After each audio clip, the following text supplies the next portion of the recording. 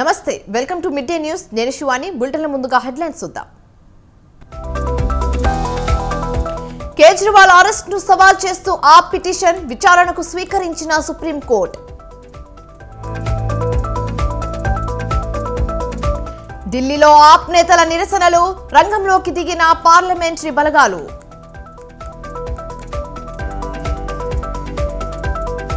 Supreme కోర్టులో కవితకు చిక్కెదురు trial కోర్టుకు వెళ్లాలని సూచన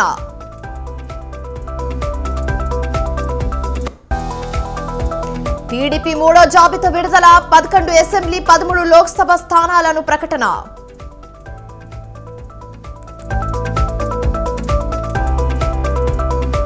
హైదరాబాద్ లో భారీగా డ్రగ్స్ పట్టివేత 9 కోట్లు విలువైన డ్రగ్స్ స్వాధీనం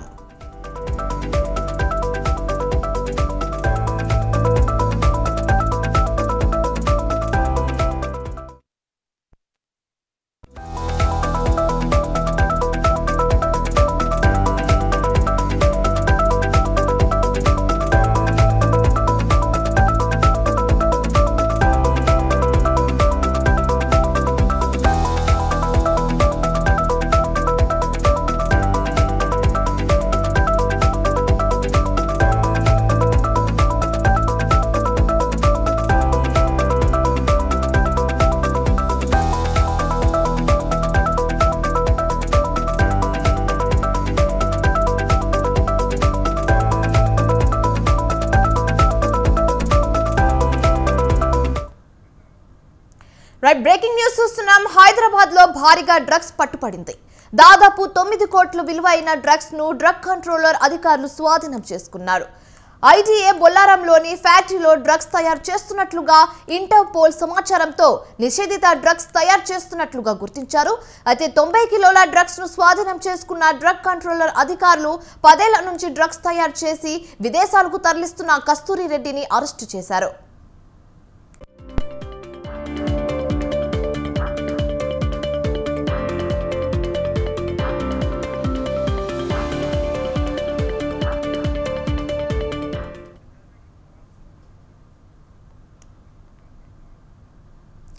అయితే ఇంటర్పోల్ సహాయంతో పిఎస్ఎన్ మెడికేర్ ప్రైవేట్ లిమిటెడ్ కంపెనీలో అధికారులు సోదాలు నిర్వహించారు. సిగరెట్ ప్యాకెట్లో డ్రగ్స్ ను పెట్టి విదేశాలకు తరలిస్తున్నట్లుగా గుర్తించారు. హైదరాబాద్ లో కూడా డ్రగ్స్ సప్లై చేసినట్లు అనుమానిస్తున్నారు. అయితే ఈ డ్రగ్స్ కేసుకు సంబంధించి మరింత తాజా సమాచారం మా ప్రతినిధి పవన్ ఫోన్ ద్వారా అందిస్తారు. పవన్ చెప్పండి. హైదరాబాద్ నగర శివార్లో డ్రగ్స్ సరఫరా చేస్తున్న విషయం తెలుసుకొని ఒక్కసారిగా పోలీసులు రైడ్స్ చేసి 9 కోట్ల విలువైన డ్రగ్స్ కూడా స్వాధీనం చేస్తున్నారు.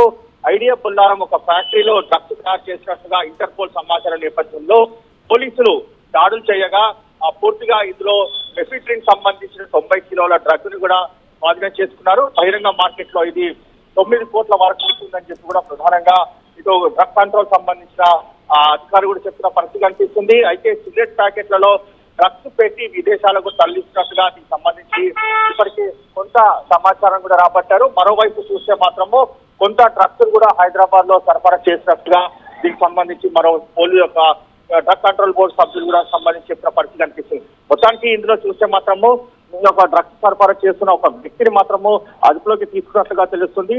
అతని నుంచి ఇంకా విచారిస్తే ఇంకా చాలా సమాచారం తెలవాల్సి ఉంది. ప్రజెంట్ మాత్రము ఈ యొక్క దర్యాప్తు కూడా కొనసాగుతుంది. దర్యాప్తు కొనసాగిన దాని తర్వాత ఇంకా ఎక్కడెక్కడ ఈ యొక్క డ్రగ్ సంబంధించిన సరఫరా కొనసాగుతుంది, ఎక్కడెక్కడ తయారు చేస్తున్నారని మాత్రము ఇంకా దీనిపైన దృష్టి కొనసాగించాము. ఎవరైనా డ్రగ్స్ తయారు చేస్తే మాత్రము వారిపైన కఠిన చర్యలు తీసుకుంటామని చెప్పి మరోవైపు దీనికి సంబంధించిన అధికారులు కూడా చెప్తున్న పరిస్థితి కూడా కనిపిస్తుంది. Right, thank you Pawan.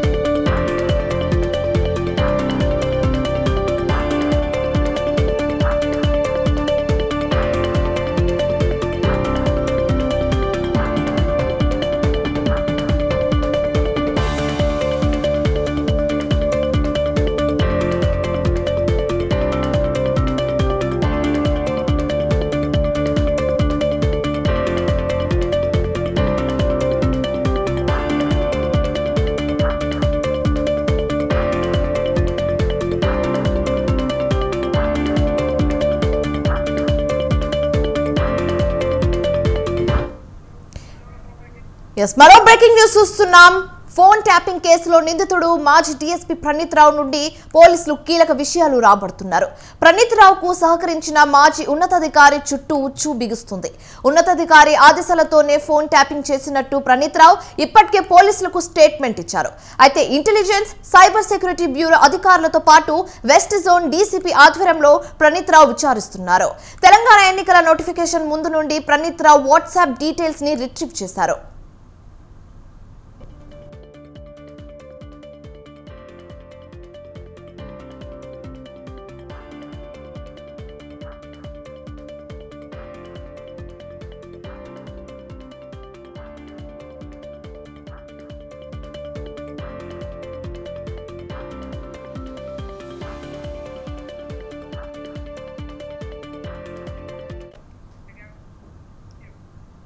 Phone tapping కేసులో నిందితుడు మాజీ డీఎస్పీ ప్రణీత్ రావు నుండి పోలీసులు కీలక విషయాలు రాబడుతున్నారు. ప్రణీత్ రావుకు సహకరించిన మాజీ ఉన్నతాధికారి చుట్టూ ఉచ్చు బిగుస్తుంది. అయితే ఉన్నతాధికారి ఆదేశాలతోనే ఫోన్ ట్యాపింగ్ చేసినట్టు ప్రణీత్ రావు ఇప్పటికే పోలీసులకు స్టేట్మెంట్ ఇచ్చారు. అయితే ఇంటెలిజెన్స్ సైబర్ సెక్యూరిటీ బ్యూరో అధికారులతో పాటు వెస్ట్ జోన్ డీసీపీ ఆధ్వర్యంలో ప్రణీత్ రావు విచారిస్తున్నారు. తెలంగాణ ఎన్నికల నోటిఫికేషన్ ముందు నుండి ప్రణీత్ రావు వాట్సాప్ డీటెయిల్స్ ని రిట్రీవ్ చేశారు. అయితే ప్రణీత్ రావు కేసుకు సంబంధించి మరింత తాజా డీటెయిల్స్ మా ప్రతినిధి ఉషా బంజారాహిల్స్ పోలీస్ స్టేషన్ నుండి లైవ్ గా అందిస్తారు. ఉషా, చెప్పండి. ప్రణీత్ రావుని 6వ రోజు కస్టడీలో భాగంగా పోలీసులు ముమ్మరంగా కీలక సమాచారం మేరకే ఈ కేసులో మరిన్ని అరెస్టులు కూడా జరిగే అవకాశం ఉన్నట్టుగా తెలుస్తుంది. ప్రస్తుతం చూసుకున్నట్టయితే సైబర్ సెల్ అధికారులతో పాటు ఏదైతే ల్యాప్టాప్లు మొబైల్ ఫోన్స్ అన్నింటినీ కూడా అతను ధ్వంసం చేశారు. కాబట్టి సైబర్ సెక్యూరిటీ సెల్తో పాటు అలాగే ఇన్వెస్టిగేషన్ టీం ఐఓ అధికారి అలాగే డీసీపీ విజయ్ కుమార్ వీళ్ళందరూ కలిసి కూడా ఈ బంజారాహిల్స్ పోలీస్ స్టేషన్లో ప్రణీత్ రావును అయితే సుదీర్ఘంగా విచారిస్తున్నారు. ఏదైతే ఎలక్షన్ నోటిఫికేషన్ వచ్చిన తర్వాత నుంచే తను ఈ మొత్తం కూడా ఏదైతే ఫోన్ ట్యాపింగ్కి సంబంధించి మొత్తం కూడా వ్యవహారం నడిపించారో అన్న ఆరోపణలు కూడా వినిపిస్తున్నాయి. దీనికి సంబంధించి పూర్తి స్థాయిలో అయితే దర్యాప్తు చేస్తున్నారు. మరోవైపు ఈ ధ్వంసం చేసినటువంటి ల్యాప్టాప్లు కావచ్చు, అలాగే హార్డ్ డిస్క్లు కావచ్చు, వీటన్నిటిని కూడా వికారాబాద్ అడవుల్లో పడివేశారన్న అతనే ఒప్పుకున్నారు. కాబట్టి దానికి సంబంధించి కూడా అతన్ని నిన్న వికారాబాద్ అడవులకు తీసుకెళ్లి అక్కడ విచారించినట్టుగా తెలుస్తుంది. ఓవరాల్గా ఈ కేసుకి సంబంధించి 6వ రోజు రేపటితో ఈ నాంపల్లి కోర్టు ఇచ్చినటువంటి కస్టడీ పిటిషన్ ముగియనుంది. కాబట్టి ఈ 5 రోజుల్లో ఈ 2 రోజులు కీలకంగా ఉన్నాయి. ప్రణీత్ రావు ఎలాంటి సమాచారం ఇస్తారు, ప్రణీత్ రావు దగ్గర నుంచి ఎంతమంది ఆదేశాల మేరకు ఇతను ఈ పని చేశారు, అలాగే తన ఉన్నతాధికారి ఎవరైతే ఇచ్చారో తన ఆదేశాల మేరకే ఈ ఫోన్ ట్యాపింగ్ వ్యవహారం మొత్తం కూడా చేశాను అనుకోవడంలో అతను కూడా ఒప్పుకున్నారు. కాబట్టి ఉన్నతాధికారి చుట్టూ కూడా తన పై అధికారి చుట్టూ కూడా ఉచ్చు బిగుస్తుంది. నిన్న మనం చూసుకున్నట్టయితే హైకోర్టులో కూడా ఇతనికి సంబంధించి చేస్తున్నటువంటి పిటిషన్ ఏదైతుందో దానిలో కూడా తనకు చుట్టూ ఎదురైనట్టుగా తెలుస్తుంది. ఓవరాల్గా ఈ కేసుకి సంబంధించి రేపటితో ఈ కస్టడీ పిటిషన్ ప్రణీత్ రావుది ముగియడంతో పోలీసులు ఈ 7 రోజులు కూడా విచారణలో భాగంగా ఎలాంటి సమాచారాన్ని అతని దగ్గర నుంచి సేకరించారు, ఆడియో వీడియో రూపంలో మొత్తం అతను ఇచ్చేటటువంటి వాంగ్మూలం మొత్తం కూడా రికార్డ్ చేస్తున్నారు. కాబట్టి రేపు నాంపల్లి కోర్టులో ప్రొడ్యూస్ చేసే సమయంలో ప్రణీత్ రావు ఇచ్చినటువంటి స్టేట్మెంట్ల ఆధారంగా మరికొన్ని అరెస్టులు కూడా ఉండే అవకాశం ఉంటుంది. కాబట్టి ఉన్నతాధికారి ఎవరు, అలాగే రాజకీయ ప్రముఖులు ఎవరెవరు ఇతను పురిగొల్పారు అన్న కోణంలో అయితే పూర్తి స్థాయిలో అయితే ఈ రోజు రేపు జరగబోయేటటువంటి ఇన్వెస్టిగేషన్ మాత్రం కీలకంగా మారుందనేసి తెలుస్తోంది. Shivani. Right, thank you Usha.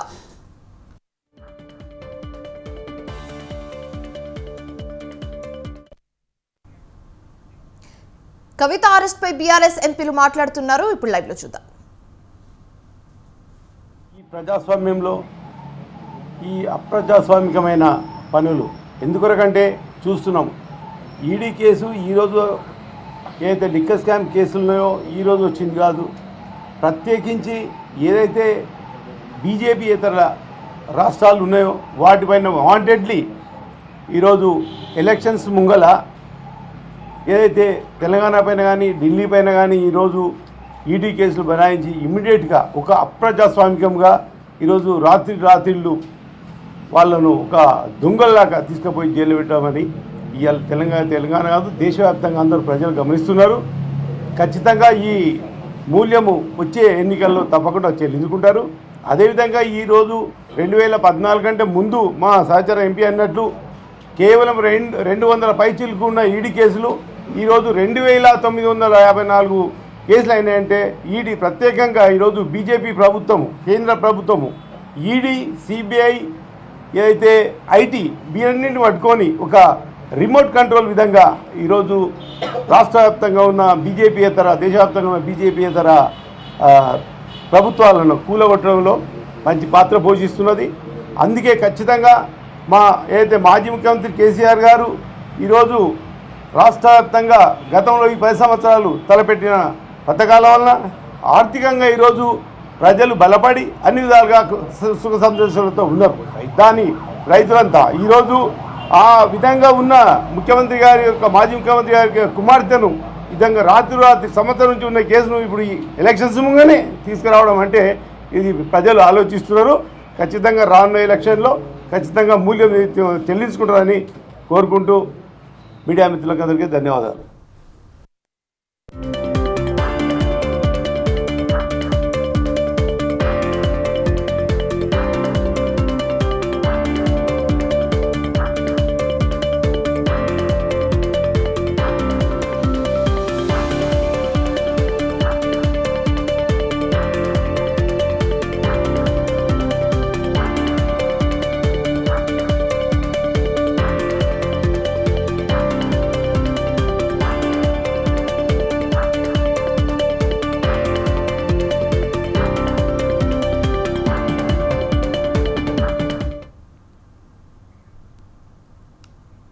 TDP అభ్యర్థుల మూడో జాబితా విడుదలైంది.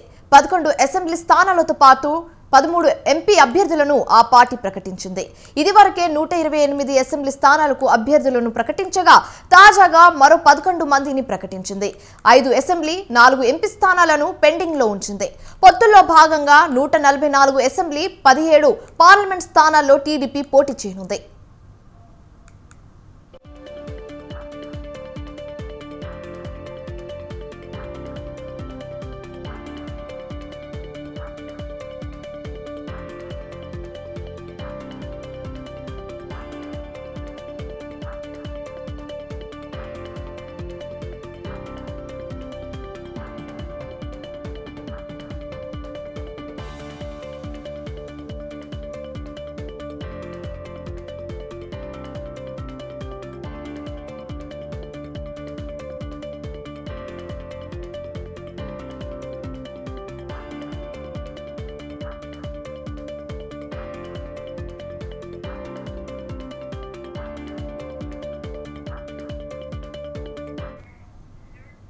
పలాస గౌతు శిరీష, పాతపట్నం మామిడి గోవిందరావు, శ్రీకాకుళం గొండు శంకర్, శృంగరావపు కోట కొల్ల లలిత కుమారి, కాకినాడ సిటీ వనమాడి వెంకటేశ్వరరావు, అమలాపురం ఐతబత్తులు ఆనందరావు, పెనుమలూరు బోడే ప్రసాద్, మైలవరం వసంత వెంకట కృష్ణ ప్రసాద్, నర్సరావుపేట చదలవాడ అరవింద్ బాబు, చీరాల మద్దులూరి మాలకొండయ్య యాదవ్, సర్వేపల్లి సోమిరెడ్డి చంద్రమోహన్ రెడ్డిలకు అసెంబ్లీ టికెట్లు కేటాయించారు.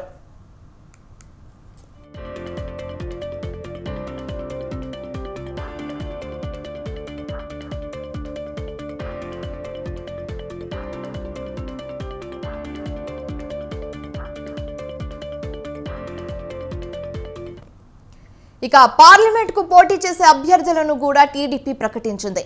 శ్రీకాకుళం కింజరాపు రామ్మోహన్ నాయుడు, విశాఖపట్నం మతుకుమిల్లి భరత్, అమలాపురం గంటి హరీష్, ఏలూరు పుట్ట మహేష్ యాదవ్, విజయవాడ కేసినేని చిన్ని, గుంటూరు పెంబసాని చంద్రశేఖర్, నర్సరావుపేట లావు శ్రీకృష్ణదేవరాయలు, బాపట్ల టి కృష్ణప్రసాద్, నెల్లూరు వేమిరెడ్డి ప్రభాకర్ రెడ్డి, చిత్తూరు దగ్గుమల్ల ప్రసాదరావు, కర్నూల్ బస్తిపాటి నాగరాజు, నంద్యాల బైరెడ్డి సబీరి, హిందూపురం బీకే పార్థసారథులకు ఎంపీ టికెట్లు కేటాయించారు.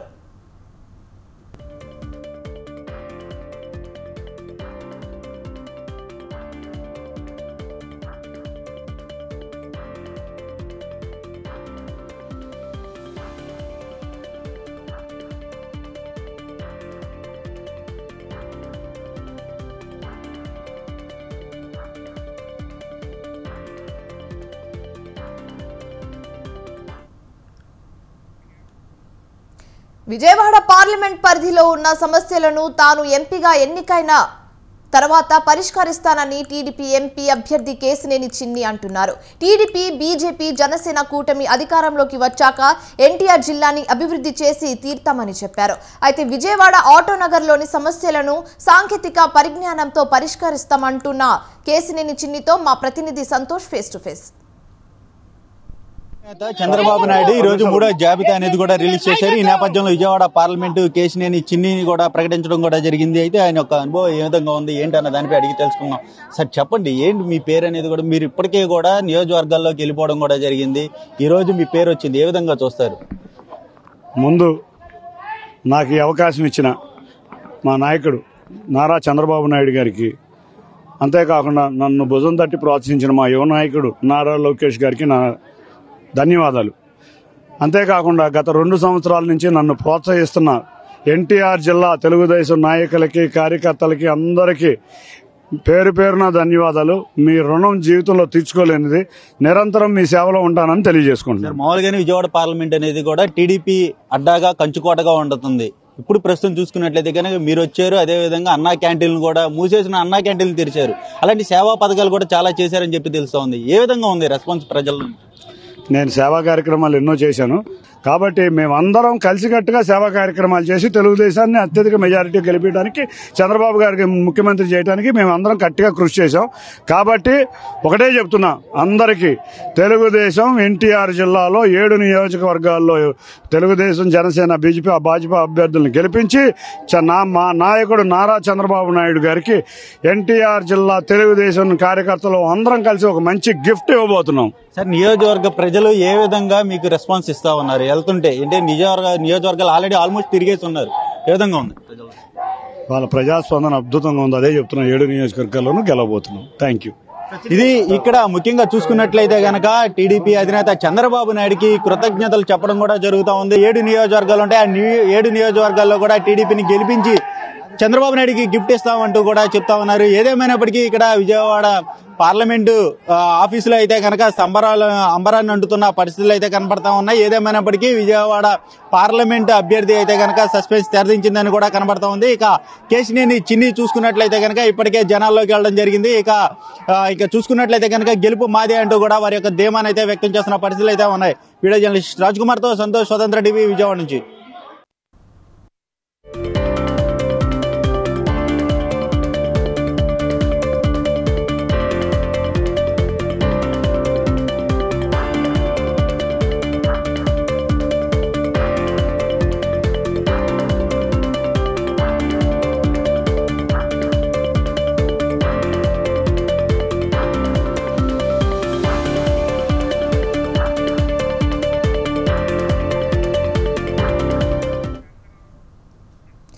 బ్రేకింగ్ న్యూస్ చూస్తున్నాం. ఢిల్లీ లిక్కర్ స్కామ్ కేసులో అరెస్ట్ అయిన బీఆర్ఎస్ ఎమ్మెల్సీ కవితకు సుప్రీంకోర్టులో చిక్కెదురైంది.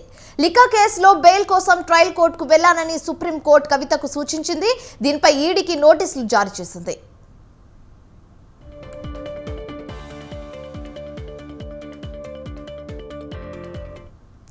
అయితే లిక్కర్ కేసులో తన అరెస్ట్ చట్టవిరుద్ధమంటూ కవిత దాఖలు చేసిన పిటిషన్ పై సుప్రీంకోర్టు 3 సభ్య ధర్మాసనం విచారణ జరిపింది. ఈడీ వ్యవహరించిన తీరు, ప్రస్తుతం జరుగుతున్న పరిణామాలు తనను తీవ్ర నిరాశకు గురి చేస్తున్నాయని కవిత తరఫున న్యాయవాది కపిల్ సిబిల్ కోర్టు దృష్టికి తీసుకెళ్లారు. అయితే ఈ కేసులో ఒకసారి సాక్షిగా, మరోసారి నిందితురాలిగా పిలిచారని తెలిపారు. కవితకు వ్యతిరేకంగా ఒక్క బలమైన సాక్ష్యం కూడా లేదని, అప్రూవర్ ఇచ్చిన వాగ్మూలం ఆధారంగానే కేసు దర్యాప్తు సాగుతుందని చెప్పారు. దీనిపై స్పందించిన ధర్మాసనం తాము బెయిల్ ఇవ్వలేమని, మొదట కింద కోర్టును ఆశ్రయించాల్సిందేనని స్పష్టం చేసింది.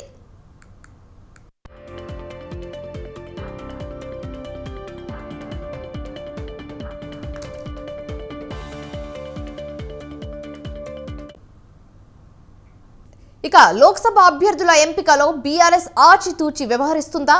ఇప్పటి వరకు 11 లోక్సభ స్థానాలకు అభ్యర్థులను ప్రకటించిన కేసీఆర్ మిగిలిన స్థానాల్లో మీనమేషాలు ఎందుకు లెక్కెడుతున్నారు? ఇంతకు ఆ 6 స్థానాలపై కేసీఆర్ ఓ అంచనాకు వచ్చారా? ఆయా స్థానాల్లో అభ్యర్థులుగా ఎవరికి అవకాశం దక్కనుంది? అవకాశం కోసం ఇప్పటి వరకు ఉద్యమకారులు ఎదురు చూస్తూనే ఉన్నారు. Let's watch the story.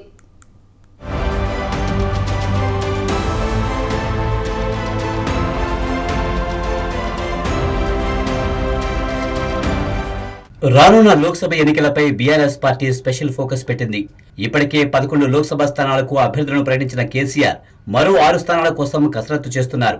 అభ్యర్థుల ఎంపిక విషయంలో సామాజిక, ఆర్థిక అంశాలను పరిగణలోకి తీసుకుని అభ్యర్థులను ఫైనల్ చేసే పనిలో పడ్డారు. కొంతమంది సిట్టింగ్ ఎంపీలు పార్టీ మారగా మరికొంతమంది పోటీ చేయడానికి నిరాకరించడంతో కొత్త అభ్యర్థులను రంగంలోకి దించే ప్రయత్నాల్లో గులాబీ బాస్ ఉన్నారు.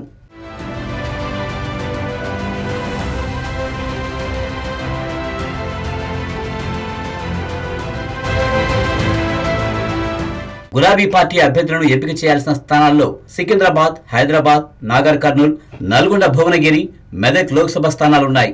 హైదరాబాద్ లోక్సభ స్థానంలో బీఆర్ఎస్ పార్టీ కేవలం నామమాత్రపు పోటీకే పరిమితం అవుతూ వస్తుంది. ఇక సికింద్రాబాద్ స్థానంలో అభ్యర్థి ఎంపికపై బీఆర్ఎస్ మొదటి నుంచి తర్జన పడుతుంది.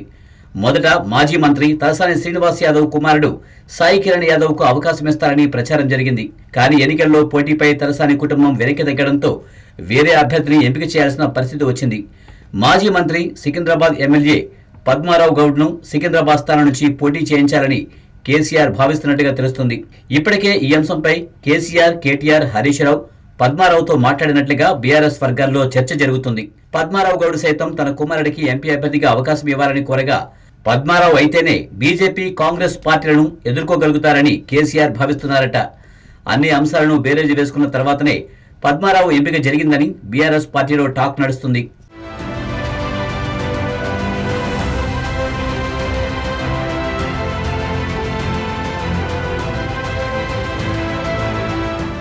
ఇక Nagar Kurnool BRS sitting MP Pothuganti Ramulu ఇటీవల బీజేపీలో చేరారు. దీంతో రాములు కుమారుడు భరత్ కు బీజేపీ లోక్సభ టికెట్ ఇచ్చింది. బీఆర్ఎస్ పార్టీ తరపున మాజీ ఐపీఎస్ అధికారి ఆర్ఎస్ ప్రవీణ్ కుమార్ నాగర్ కర్నూలు లోక్సభ స్థానం నుంచి బరిలోకి నిలిచే అవకాశం ఉంది. RS Praveen Kumar BRS, BSP పొత్తులో భాగంగా పోటీ చేయాలని అనుకున్నప్పటికీ బీఎస్పీ అధిష్టానం పొత్తుకు నిరాకరించింది. దీంతో ఆర్ఎస్ ప్రవీణ్ కుమార్ బీఆర్ఎస్ పార్టీలో చేరారు. ఇక బీఆర్ఎస్ అధినేత కేసీఆర్ సొంత జిల్లా మెదక్ స్థానానికి ఇప్పటి వరకు అభ్యర్థిని ప్రకటించలేదు. సిట్టింగ్ ఎంపీగా ఉన్న కొత్త ప్రభాకర్ రెడ్డి దుబ్బాక నుండి ఎమ్మెల్యేగా ఎన్నికయ్యారు. దీంతో మెదక్ స్థానానికి గజ్వేల్ నియోజకవర్గానికి చెందిన ఒంటేరు ప్రతాప్ రెడ్డి, మెదక్ మాజీ ఎమ్మెల్యే పద్మా దేవేందర్ రెడ్డి పేర్లు వినిపిస్తున్నాయి.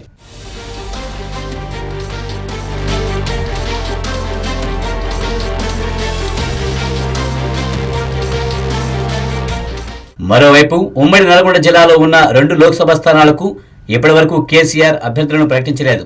నల్గొండ లోక్సభ స్థానం నుంచి కంచర్ల కృష్ణారెడ్డి, చాడా కిషన్ రెడ్డి, మాజీ ఎమ్మెల్సీ తేరా చిన్నపరెడ్డి రేసులో ఉన్నారు.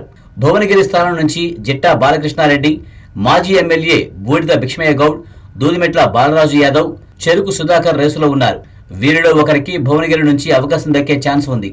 నల్గొండ, భువనగిరి స్థానాల నుండి శాసన మండలి చైర్మన్ గుత్తా సుఖేందర్ రెడ్డి కుమారుడు గుత్తా అమిత్ రెడ్డి ఎన్నికలలో పోటీ చేయాలని అనుకున్నప్పటికీ మాజీ మంత్రి జగదీష్ రెడ్డి వర్గం పూర్తి స్థాయిలో సహకారం అందించడం లేదని ఆరోపిస్తూ పోటీ నుంచి తప్పుకున్నారు.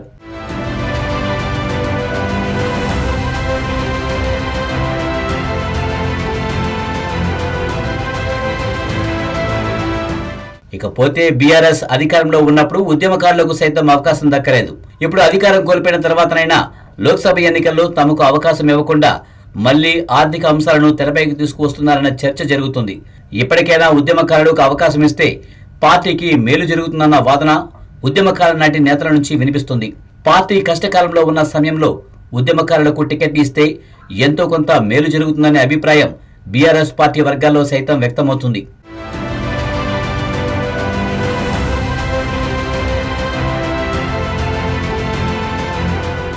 ఇప్పటికే ప్రకటించిన 11 మంది అభ్యర్థుల్లో నామినేషన్ల ప్రక్రియ నాటికి కొంతమంది పార్టీ మారుతారనే ప్రచారం జరుగుతుంది. ఇక మిగిలిన 6 లోక్సభ స్థానాల్లో బీఆర్ఎస్ అధినేత కేసీఆర్ ఎవరికి టికెట్ కేటాయిస్తారో చూడాలి.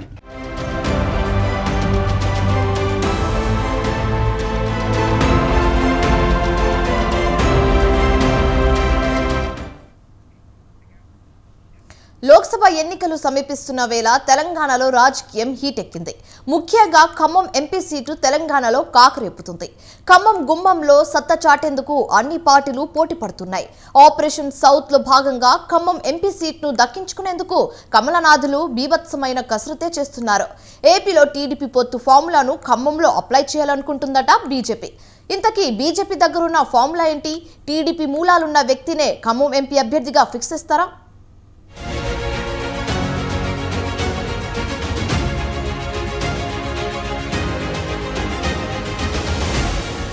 ఖమ్మం ఎంపీ సీటు తెలంగాణ రాజకీయాల్లో కాకరేపుతోంది. ప్రధాన పార్టీలన్నీ కన్నేయడంతో ఉమ్మడి జిల్లాలో ఉన్న ఈ ఒకే ఒక్క పార్లమెంటు సీటు పొలిటికల్ హీట్ ను అమాంతం పెంచేస్తోంది. ఈసారి ఆపరేషన్ సౌత్ చేపట్టిన కమలనాథులు అందుకు అనుగుణంగా వ్యూహాలు రచిస్తున్నారు. సౌత్ కు ముఖద్వారం లాంటి తెలంగాణలో పాగా వేసేందుకు పక్కా ప్లాన్ తో ముందుకు వెళ్తున్నారు. అందుకే ఖమ్మం గుమ్మంలో అభ్యర్థి ఎంపికపై బీభత్సమైన కసరత్తు చేస్తున్నారు బీజేపీ పెద్దలు.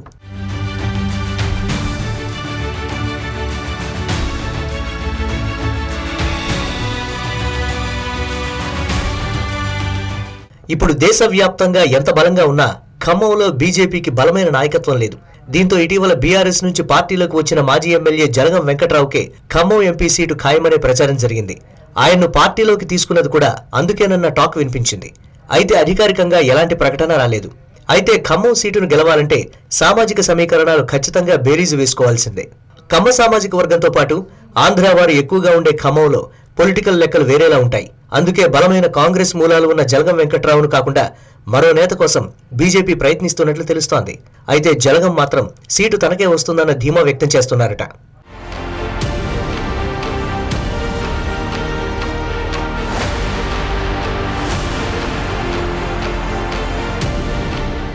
ఏపీలో టీడీపీతో పొత్తు కుదిరింది కాబట్టి అదే ఫార్ములాను ఖమ్మం సీటు విషయంలో అప్లై చేయాలనుకుంటోందట బీజేపీ. టీడీపీకి వెన్నుదన్నుగా నిలిచే కమ్మ సామాజిక వర్గం ఖమ్మంలో బలంగా ఉంది కాబట్టి అక్కడ టీడీపీ మూలాలు ఉన్న బలమైన నాయకుడి కోసం ఖమ్మం సీటును హోల్డ్లో పెట్టిందని బీజేపీ వర్గాలంటున్నాయి. అయితే ఖమ్మం ఎంపీగా గెలిచిన నామానాగేశ్వరరావుకు టీడీపీ మూలాలు ఉన్నాయి. ఆయనకు టీడీపీ నుంచి గెలుపొందిన హిస్టరీ కూడా ఉంది. అందుకే ఆయనైతే ఖచ్చితంగా ఈ సీటును గెలుస్తామని అంచనా వేస్తోంది బీజేపీ.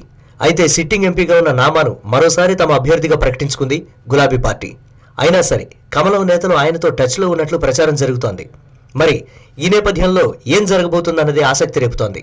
ఖమ్మం బరిలో నామ బీఆర్ఎస్ నుంచే నిలబడతారా, బీజేపీ సైడ్ తీసుకుంటారా అన్నదే ఇప్పుడు సస్పెన్స్ గా మారింది.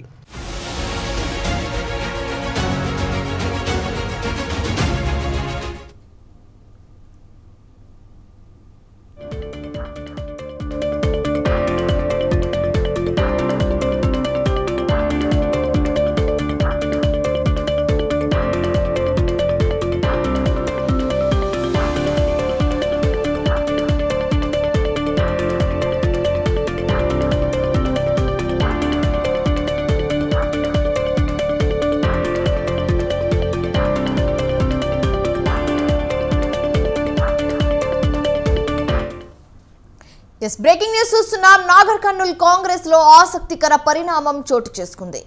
నిన్న మొన్నటి దాకా నాగర్ కర్నూల్ టికెట్ విషయంలో మల్లు రవి, సంపత్ కుమార్ మధ్య వార్ నడిచింది. మల్లు రవికి ఎంపీగా టికెట్ కేటాయించింది అధిష్టానం. మల్లు రవి కోసం మాజీ ఎమ్మెల్యే సంపత్ కుమార్ పనిచేస్తున్నానని, భారీ మెజారిటీతో గెలిపిస్తానని తెలిపారు. దీంతో మల్లు రవిని సన్మానించిన సంపత్ కుమార్ శుభాకాంక్షలు తెలిపారు.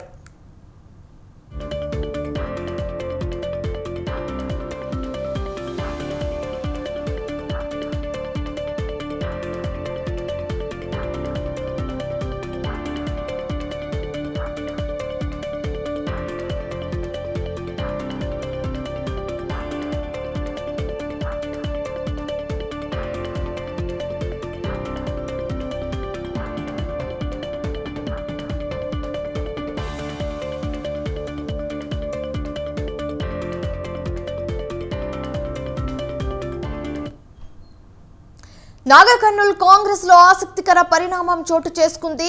నిన్న మొన్నటి దాకా నాగర్ కర్నూల్ టికెట్ విషయంలో మల్లు రవి, సంపత్ కుమార్ మధ్య ఒక కోల్డ్ వార్ నడిచింది.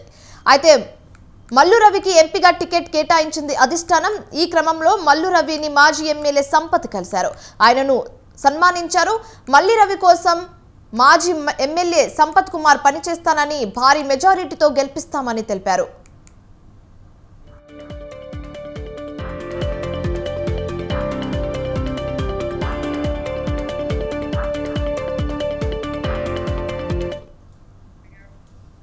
మల్కాజ్గిరి పార్లమెంట్ నియోజకవర్గం నుంచి బీఆర్ఎస్ ఎంపీ అభ్యర్థిగా పోటీ చేస్తున్న రాగిడి లక్ష్మారెడ్డిని అత్యధిక మెజారిటీతో గెలిపించాలని ఎమ్మెల్యే మల్లారెడ్డి కోరారు. ఫిర్దాజిగూడలో బీఆర్ఎస్ కార్యకర్తలు నాయకుల పరిచయ కార్యక్రమాన్ని నిర్వహించారు. కేసీఆర్ పాలనలోనే తెలంగాణ దేశంలోనే నంబర్ 1 రాష్ట్రంగా నిలిచిందని మల్లారెడ్డి అన్నారు. తెలంగాణ అభివృద్ధి బీఆర్ఎస్ తోనే సాధ్యమన్నారు. రాగిడి లక్ష్మారెడ్డి తన చారిటీ ట్రస్ట్ ద్వారా నిరుపేదలకు అనేక సేవలు అందిస్తున్నారన్నారు. డెవలప్మెంట్ అనేది అభివృద్ధి అనేది కేసీఆర్ గారు చేశారు. కేసీఆర్ గారు ముఖ్యమంత్రి ఉన్నప్పుడు చేశారు. కాబట్టి ప్రజలు మరి ఎందుకు ఇప్పుడు కూడా కేసీఆర్ గారు ముఖ్యమంత్రి లేరనే డౌట్ లో ఉన్నారు. ప్రజలందరూ కూడా కాంగ్రెస్ ప్రభుత్వం వచ్చింది, మరి ముఖ్యమంత్రిగా రేవంత్ రెడ్డి గారు ఉన్నారంటే నమ్మలేకపోతున్నాం. మేము ఎక్కడ పోయినా కూడా కేసీఆర్ గారు ముఖ్యమంత్రి కాదా అని అడుగుతున్నారు. రాబోయే పార్లమెంట్ ఎన్నికలలో ప్రజలు ఈ పార్లమెంట్ లో 7 మంది ఎమ్మెల్యేలు గెలిపించారు. అలాగే ఈ పార్లమెంట్ ఎలక్షన్ లో కూడా ప్రజలు నన్ను గెలిపేయడానికి ఆశీర్వదిస్తున్నారని చెప్పి తెలియజేస్తున్నాం.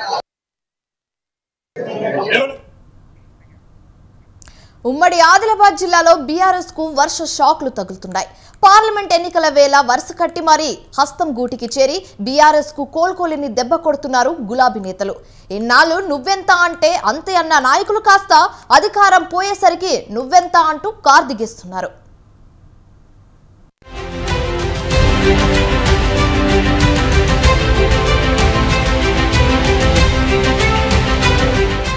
ఇన్నాళ్ళు ఒక లెక్క ఇప్పుడు లెక్క అన్నట్లు వ్యవహరిస్తున్నారు గులాబీ నేతలు. అధికారం కోల్పోగానే ఈ ఘటనలో ఉన్న వారంతా కాంగ్రెస్ గట్టుకు చేరుకుంటున్నారు. ఇన్నాళ్ళు తమ అధినేత కేసీఆర్ మాటే శిరోధార్యమంటూ నెత్తులు పెట్టుకున్నారు. తెలంగాణ జాతివేత అని కొనియాడి ఉద్యమ పార్టీ వెన్నంటే ఉంటామంటూ ఉపన్యాసాలు దంచుకుంటారు. ఇలా మాట్లాడిన వారంతా అధికారం పోయేసరికి ఇప్పుడు అదే కేసీఆర్ ను విమర్శిస్తూ హస్తం జపం చేస్తుంటే అక్కడి వారంతా ఆశ్చర్యపోతున్నారు.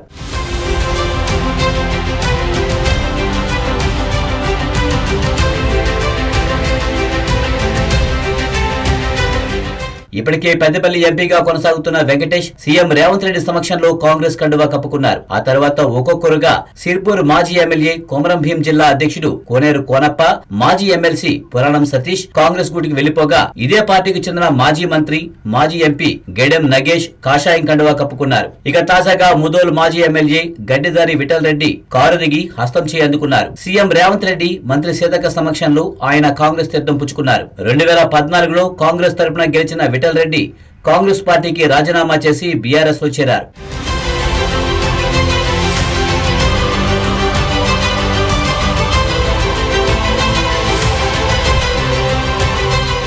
మే 14న పార్లమెంట్ ఎన్నికలు జరగనున్నందున ఈ ఎన్నికల్లో కేసీఆర్ ను ఢీకొట్టేందుకు సిద్ధమంటున్నారు. కాంగ్రెస్ అభ్యర్థిని గెలిపించేందుకు కృషి చేస్తామని చెబుతున్నారు. 10 ఏళ్ల పాటు నేనే రాజు నేనే మంత్రి అన్నట్టు తెలంగాణను ఏలిన కేసీఆర్ కు రాష్ట్ర వ్యాప్తంగా సిట్టింగులు, మాజీలు కారు దిగి హస్తం పార్టీకి జై కొడుతుండటంతో కేసీఆర్ దిమ్మ తిరిగిపోతుందని కాంగ్రెస్ వర్గాలు చెప్పుకుంటున్నాయి.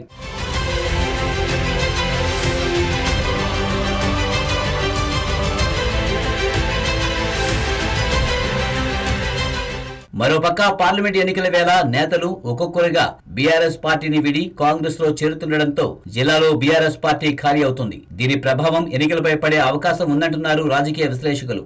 ఈ పరిణామాలతో హస్తం సీనియర్ నేతలు సైతం కంగు తింటున్నారన్న టాక్ వినిపిస్తుంది. పార్టీలో మళ్లీ తమకు ముందు దిక్కు ఉంటుందో ఉండదోనని గుసగుసలు మొదలైనట్లు తెలుస్తోంది.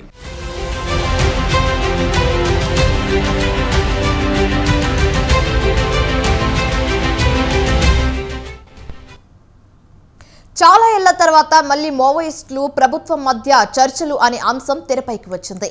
ఈ ఇరు వర్గాల మధ్య గతంలో ఆంధ్రప్రదేశ్లో చర్చలు జరిగాయి. ఇప్పుడు ఆ చర్చల వేదిక ఛత్తీస్గఢ్ కానుందా? ఇరు వర్గాల చర్చ ప్రకటనలు ఇస్తున్నప్పటికీ నిజంగానే చర్చలు జరిగే అవకాశం ఉందా?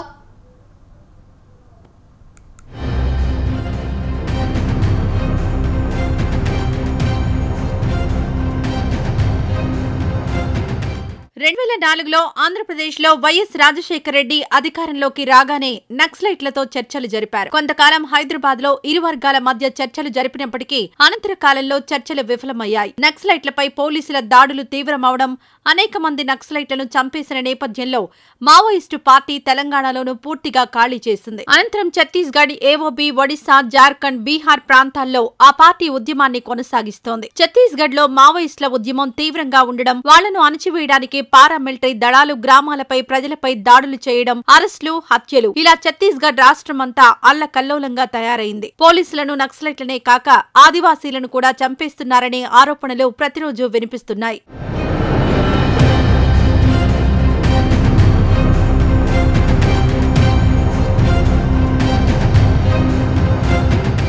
దాడులు, ప్రతిదాడులతో ఛత్తీస్గఢ్ మొత్తం తీవ్ర ఘర్షణ వాతావరణం నెలకొని ఉంది. ఈ నేపథ్యంలో ఆ రాష్ట్ర ఉప ముఖ్యమంత్రి విజయ్ శర్మ ఈ మధ్యకాలంలో అనేక సార్లు చర్చల ప్రస్తావన తీసుకొచ్చారు. తాము మావోయిస్టులతో చర్చలకు సిద్ధమని పలుసార్లు ప్రకటించారు. అయితే చర్చలకు సంబంధించిన స్పష్టమైన ప్రతిపాదనలేవీ ప్రభుత్వం వైపు నుండి రాలేదు. అయినప్పటికీ తాము కూడా చర్చలకు సిద్ధంగా ఉన్నామని మావోయిస్టు పార్టీ ప్రకటించింది. ఈ మేరకు ఆ party Dandakaranya special zonal committee అధికార ప్రతినిధి వికల్ప్ ఓ ప్రకటన విడుదల చేశారు.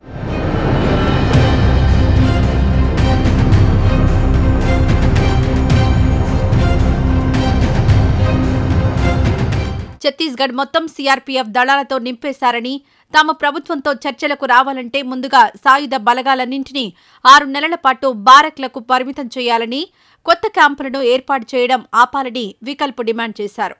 చర్చలకు అనుకూల వాతావరణం కల్పించకుండా, స్పష్టమైన ప్రతిపాదనలు చేయకుండా చర్చలు అంటే సాధ్యం కాదని ఆయన అన్నారు. బూటకపు ఎన్కౌంటర్లను, ఆదివాసులను హత్య చేయడం ఆపేయాలని ఆయన డిమాండ్ చేశారు.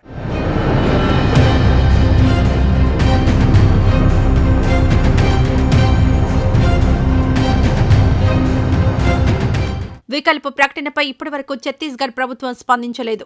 మావోయిస్టు పార్టీ పెట్టిన షరతులపై ప్రభుత్వం ఏమంటున్నదని దానిపై చర్చలు జరుగుతాయా లేదా అన్నది ఆధారపడి ఉంటుంది. గతంలో ఉమ్మడి ఏపీలో జరిగిన చర్చలను ఒకసారి పరిశీలిస్తే చర్చల వల్ల నిజంగానే ఏవైనా ప్రయోజనం ఉంటుందా అని అనుమానాలు వస్తున్నాయి. చర్చలు మధ్యలోనే ఫెయిల్ అవడం, ఆ తర్వాత నక్సలైట్లపై దాడులు తీవ్రమవడాన్ని మేధావులు గుర్తు చేస్తున్నారు. చర్చల వల్ల కొద్ది రోజులు రాష్ట్రంలో శాంతి వాతావరణం నెలకొన్నప్పటికీ అది ఎక్కువ రోజులు కొనసాగలేదు. మరోవైపు కేంద్ర ప్రభుత్వం మావోయిస్టుల నిర్మూలనే ఏకైక లక్ష్యంగా సాగుతోంది. వారిపై దాడులను తీవ్రతరం చేస్తోంది. వేలాది పారామిలిటరీ బలగాలను నక్సలైట్ ప్రభావిత ప్రాంతాల్లో మోహరిస్తోంది. ఈ పరిస్థితుల్లో నిజంగానే చర్చలు జరుగుతాయా? జరిగితే ప్రజలు ఆశించే శాంతి నెలకొంటుందా? చర్చల కోసం మావోయిస్టులు పెట్టిన షరతులను ప్రభుత్వం ఒప్పుకుంటుందా? అసలు నిజంగానే ఛత్తీస్గఢ్ ప్రభుత్వానికి మావోయిస్టులతో చర్చలు జరపాలన్న ఆలోచన ఉన్నదా? ఇలాంటి అనేక ప్రశ్నలు పరిశీలకులు లేవనెత్తుతున్నారు.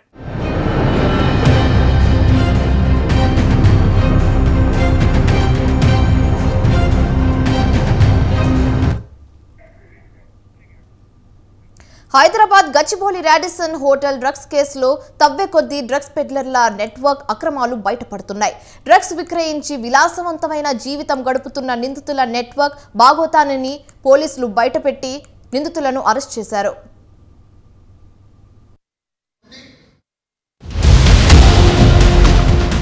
డ్రగ్స్ విక్రయాల నిందితుడు సయ్యద్ అబ్దుల్ రెహమాన్ గచ్చిబౌలి పోలీసుల చేతికి చిక్కాడు. 3 నగరాలను కేంద్రంగా చేసుకుని అక్రమ వ్యవహారం సాగిస్తున్న రెహమాన్ 6 కేసుల్లో నిందితుడు. గత 3 ఏళ్లుగా తప్పించుకు తిరుగుతున్న రెహమాన్ అతనికి డ్రగ్స్ చేరవేసే నరేంద్ర శివనాథ్లను గచ్చిబౌలి మాదాపూర్ ఎస్ఓటీ పోలీసులు అదుపులోకి తీసుకున్నారు. గోవా జైల్లో ఉన్న ఫైజల్ ను త్వరలోనే విచారిస్తామని మాదాపూర్ డీసీపీ వినీత్ తెలిపారు.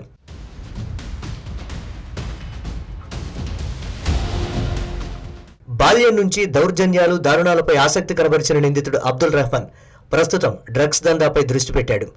చిన్నతనం నుంచి విలాస పురుషుడిగా పేరొందిన రెహమాన్ జల్సాల కోసం తన పరిచయస్తుల ద్వారా 2021లో ఈ అక్రమ రంగంలోకి ప్రవేశించాడు. హైదరాబాద్కు చెందిన ఈ నిందితుడు డ్రగ్స్ నెట్వర్క్ పై గ్రిప్ పెంచుకుని గోవాకు చెందిన ఉస్మాన్ అలియాస్ ఫైజల్ తో ఫ్రెండ్షిప్ చేసుకున్నాడు. తోడు దొంగలిద్దరూ కలిసి డ్రగ్స్ పెడ్లర్ నెట్వర్క్ ను విశ్వవ్యాప్తం చేసేశారు. ఇలాంటి నిర్వాకంలో ఇంతకు ముందే అరెస్ట్ అయి గోవా కొల్వాలే జైల్లో ఉన్న ఫైజల్ అక్కడి నుంచే ఈ అక్రమ వ్యవహారం సాగిస్తున్నాడు. తన నెట్వర్క్ తో డ్రగ్స్ ను దేశంలోని అన్ని నగరాలకు సరఫరా చేసి కింగ్ పిన్ లా వ్యవహరించాడు.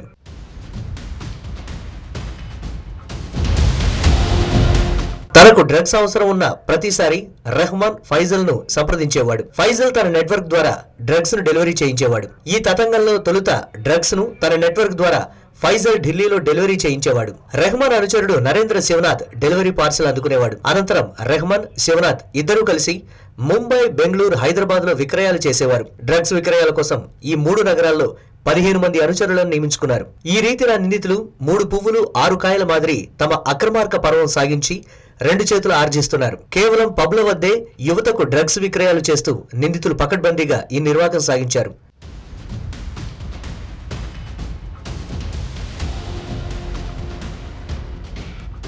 ప్రధాన నిందితుడు అబ్దుల్ రెహమాన్ పై సైబరాబాద్, హైదరాబాద్ కమిషనరేట్ పరిధిలో 6 కేసులున్నాయి. యువతను డ్రగ్స్ కు బానిసలుగా మార్చడమే కాకుండా వారితో మత్తు పదార్థాల విక్రయింపజేయించడంలోనూ రెహమాన్ దిట్టగా పేరు పొందాడు. గచ్చిబౌలి పిఎస్ పరిధిలో ఓ యువతితో డ్రగ్స్ విక్రయాలు చేయించాడు. యువతితో మత్తు పదార్థాలు విక్రయిస్తున్న కేసులో నిందితుడిగా ఉన్న రెహమాన్ తప్పించుకు తిరుగుతూ నగరాల్లో తన నెట్వర్క్ సాగించాడు. ఎట్టకేలకు అబ్దుల్ రెహమాన్, శివనాథులు పోలీసులకు పట్టుబడ్డారు.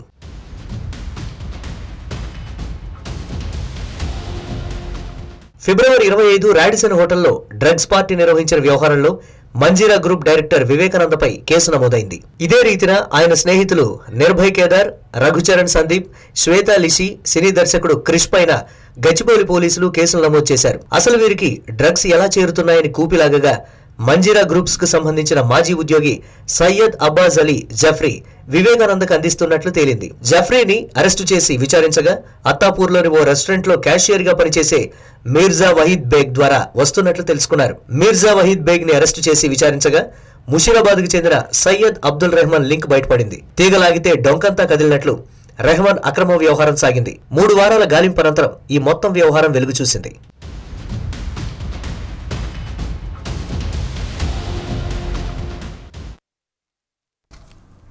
ప్రధాని నరేంద్ర మోదీ భూటాన్ పర్యటిస్తున్నారు. భూటాన్కు చేరుకున్నాక మోదీ వార్ధం ప్రత్యేక కార్యక్రమాలు ఏర్పాటు చేశారు. ఇంధన వినియోగం, ఆహార సురక్షిత ప్రమాణాలపై ఒప్పందాలు జరగనున్నాయి. థింపులో భారత్ నిధులతో నిర్మించిన హాస్పిటల్ను మోదీ ప్రారంభించనున్నారు.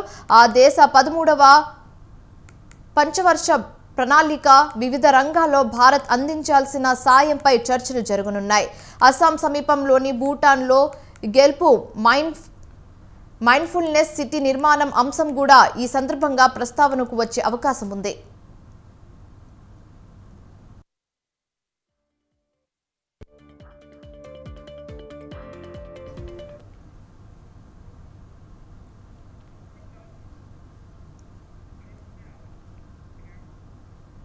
లోక్సభ ఎన్నికల్లో పోటీ చేసే కాంగ్రెస్ అభ్యర్థుల్లో సిట్టింగ్లకు ప్రాధాన్యత ఇచ్చారు. ప్రస్తుత లోక్సభలో కాంగ్రెస్ పక్ష నాయకుడు అధీర్ రంజన్ చౌదరి, ప్రణీత్ షిండే, ఛత్రపతి శ్రీమంత్ సాహు మహారాజ్ వంటి వారిని కాంగ్రెస్ టికెట్ ఇచ్చింది. 8 రాష్ట్రాల్లో దాదాపు 56 మంది అభ్యర్థులతో కాంగ్రెస్ 3వ జాబితా విడుదల చేసిన కాంగ్రెస్ పొత్తుల్లో భాగంగా రాజస్థాన్లోని షికర్ స్థానాన్ని సిపిఐ ఎం పార్టీకి కేటాయించింది.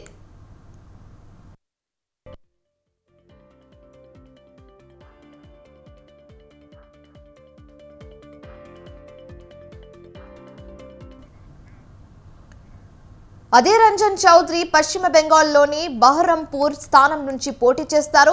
ఇప్పటికే టీఎంసీ ఇక్కడి నుంచి క్రికెటర్ యూసఫ్ పఠాన్ను అభ్యర్థిగా ప్రకటించింది.